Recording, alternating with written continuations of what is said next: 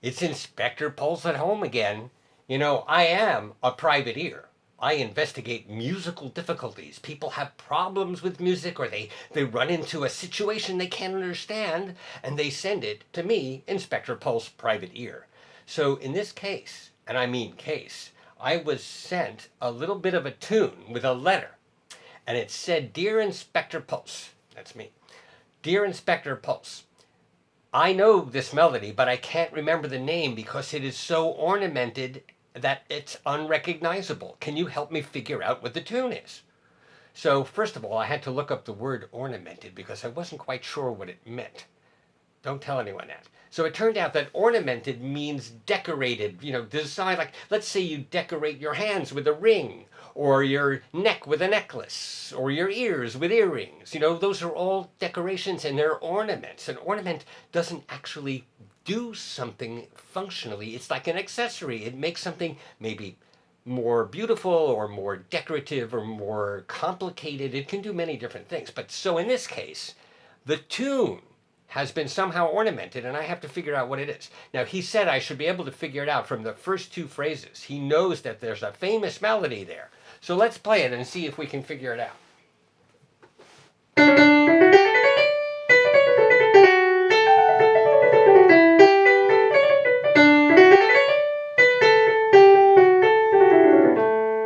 Well, that's the first two phrases. I'm going to do that one more time, and then I'm going to investigate ornaments as an idea and come back to this. That's how I work. So this is the tune.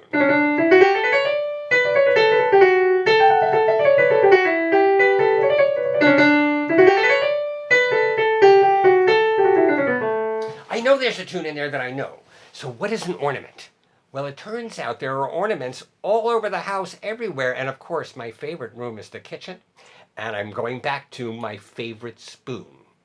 I know I talk about this spoon a lot, but I really, really like this spoon. Now, if you look closely, you'll see the spoon has an ornamented handle there. You see how beautiful that is? And it also has, like, right here at the neck, it has a beautiful little spot at the neck. And then right in the actual spoony part of the spoon where the spoon does its spooning, there is a beautiful design. You see how beautiful that is? And here's an ordinary spoon. You see, this spoon doesn't have any amazing ornamentation, whereas this one does. Okay, you think I talk about spoons too much, huh? Well, I'm going to do something completely different. Instead of spoons, I'm going to give you the same concept with something completely different. It's not a spoon. Look at these forks. I mean, this is really incredible. This fork is very ordinary. It's just a fork. It has no designs and no ornaments on it. But this one, wow, the handle is beautiful. And it has also a little thing at the neck. It's quite a lovely design. And it actually goes with the spoon that I was looking at. These go together. They're both very beautifully ornamented. So you might think, well, what about other kind of ornaments? Well, we wear ornaments all the time. And one of the things that I sometimes wear as an ornament is a bow tie. And a bow tie is an ornament because it doesn't actually do anything but ornament my neck. I'm not crazy about bow ties, but I do kind of think they're necessary on occasion. So I was thinking that is a bow tie like music, or how does it work? What are the musical ornamentations? So I looked them up and I found some charts. Can you see that? Okay, this one has a TR. They're all written on this note, F. So if I take the TR, it means trill.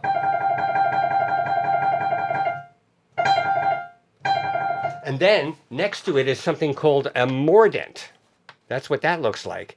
And a mordent is a word that means bite. So you take the F and you take a bite out of it. Trill, bite, mordent.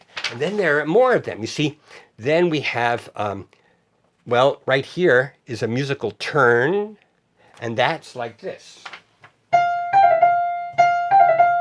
That's a turn. It turns around.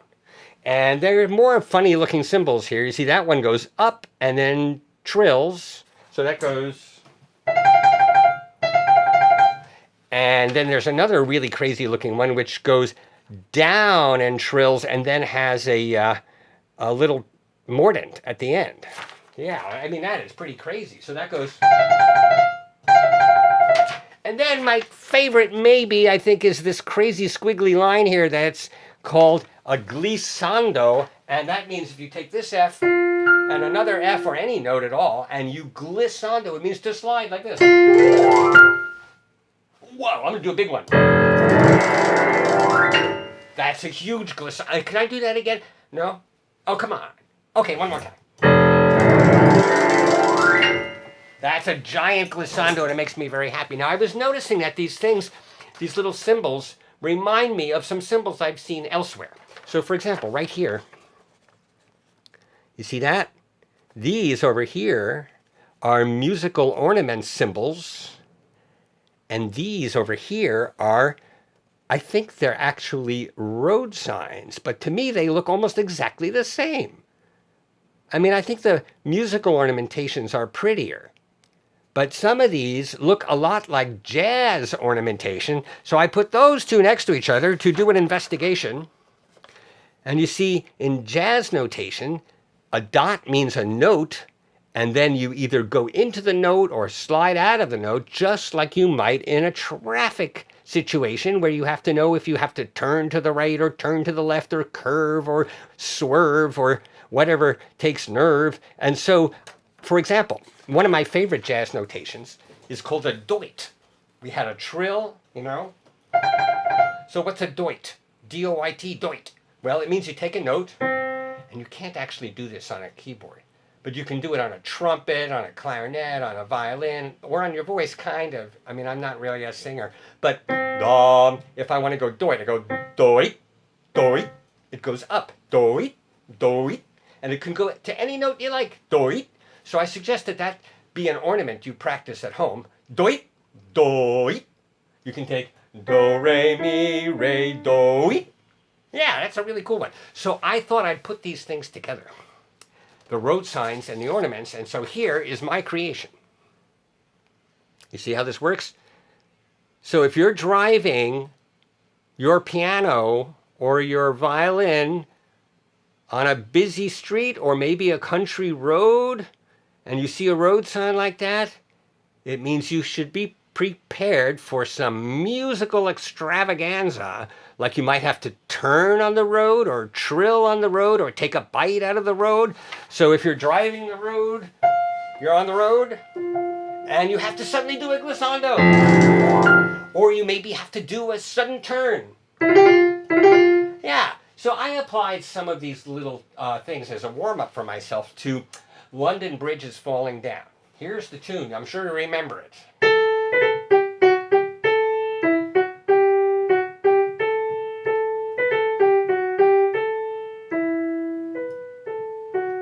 Ooh, I put one ornament at the end. One little, but now I'm going to put a lot of ornaments in. You ready? By the way, that ornament was just a grace note. It could be called an appoggiatura, which in Italian means to lean on something. So instead of going, I leaned on it. Yeah. So now I'm going to do a bunch of ornaments, turns, trills, all those mordants and crazy things you saw.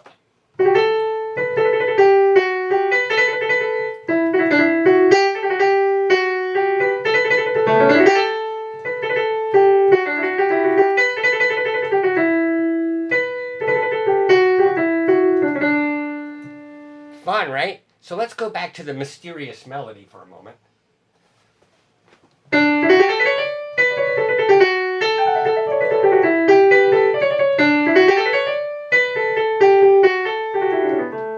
I hear something in there, but since it's so mysterious, I need my own disguise because that tune is so ornamented that it's disguised by the ornaments. So if I wear a disguise, I think I will be better able to figure out what is going on there. Now, let's take a good look at this. And, well, first there's a mordant here, which I can take out. And then there's a glissando. And then it goes a bunch of turns. So if I take out the mordant and the glissando and the turns, I get this. Except there was also this. So here's the first phrase with all the crazy ornaments.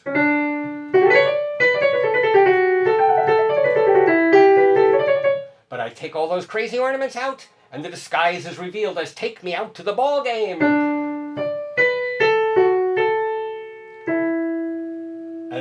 again. So I figured it out. It's take me out to the ball game. I think I've done my job as Inspector Pulse Privateer.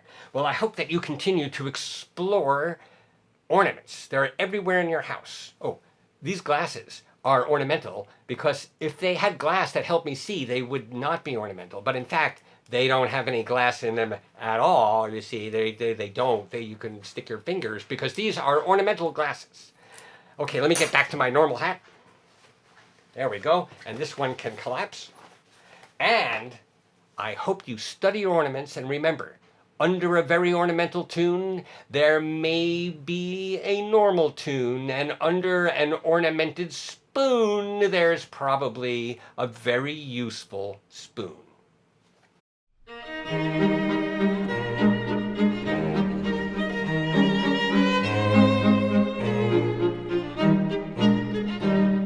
Hello, Inspector. Hi, Katya. I just saw your video on musical ornamentation. It was amazing. Someday I want to be able to investigate the mysteries of ornamentation just like you. Do you think I covered all the ornaments that there are? Well, basically, I mean you're Inspector Pulse, but I did notice you're missing crests. Crests, you're right, crests. It's the sobbing, sighing, crying ornament in Klezmer music. Yeah, I love those. Yeah, do you think you could play a Klezmer tune that has the crests and also some trills and those beautiful slides from Klezmer? I would love to. Great, let's hear it.